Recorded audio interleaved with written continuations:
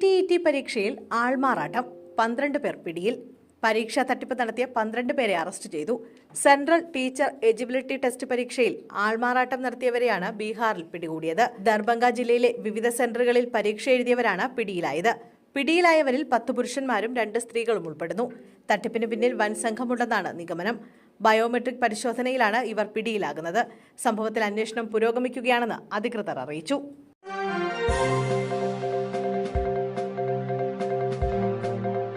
ചികിത്സിക്കാൻ പണമില്ല. പെൺകുഞ്ഞിനെ ജീവനോടെ കുഴിച്ചുമൂടി പിതാവ്. 15 ദിവസം പ്രായമായ മകളെ ജീവനോടെ കുഴിച്ചുമൂടിയ കേസിൽ പിതാവ് അറസ്റ്റിൽ.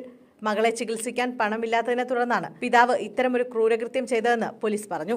പാകിസ്ഥാനിലെ സിന്ധ് പ്രവിശ്യയിലെ നൌഷാര ഫിറോസ് സ്വദേശിയായ തയ്യബാണ് അറസ്റ്റിലായത്. ചാക്കിൽ പൊതിഞ്ഞ ശേഷമാണ് കുട്ടിയെ കുഴിച്ചുമൂടിയത്. തയ്യബിനെ റിമാൻഡ് ചെയ്തു.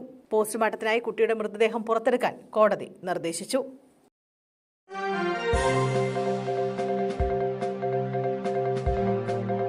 ജൂവലറിയുടെ ഭിത്തി തുറന്ന മോഷണം. ജീവനക്കാർ ബഹളമുണ്ടാക്കിയതോടെ ഓടി രക്ഷപ്പെട്ട കള്ളൻ. കോഴിക്കോട് നഗരത്തിൽ ദുബായ് ഗോൾഡ് ജുവലറിയിൽ മോഷണ ശ്രമം. ഭിത്തി തുറന്ന കള്ളൻ അകത്ത് കയറി. പുലർച്ചെ 3 മണിയോടെയാണ് സംഭവം. ജ്വല്ലറിയിൽ നിന്ന് അലാറം മുഴങ്ങിയതോടെ സെക്യൂരിറ്റി ജീവനക്കാരൻ നടത്തിയ പരിശോധനയിൽ ജ്വല്ലറിയുടെ ഭിത്തി തുറന്നതായി കണ്ടെത്തുകയായിരുന്നു. ഉടൻ തന്നെ സെക്യൂരിറ്റി ജീവനക്കാരൻ വിവരം മറ്റു ജീവനക്കാരെ അറിയിച്ചു. 3 ജീവനക്കാർ എത്തിയപ്പോഴേക്കും കള്ളൻ അകത്തു തന്നെ ഉണ്ടായിരുന്നു. ജീവനക്കാരെത്തി ബഹളം വെച്ചതോടെ ഇതേ ദ്വാരത്തിലൂടെ കള്ളൻ പുറത്തേക്ക് ചാടി. ജീവനക്കാർ പിന്തുടർന്നെങ്കിലും പിടികൂടാനായില്ല. ഫറോക്ക് പോലീസ് സ്ഥലത്തെത്തി അന്വേഷണം ആരംഭിച്ചു.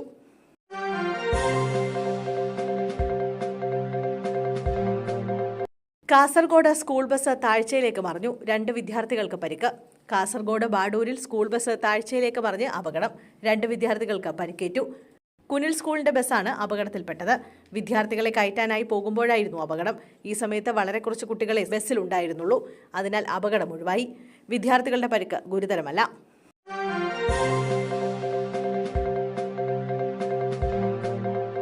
CPM നേതാവ് കോഴ വാങ്ങിയ സംഭവം. നടപടി ഉണ്ടാകുമെന്ന് മുഖ്യമന്ത്രി. PSC അംഗത്വത്തിന് CPM നേതാവ് കോഴ വാങ്ങിയെന്ന വാർത്ത തള്ളാതെ മുഖ്യമന്ത്രി പിണറായി വിജയൻ.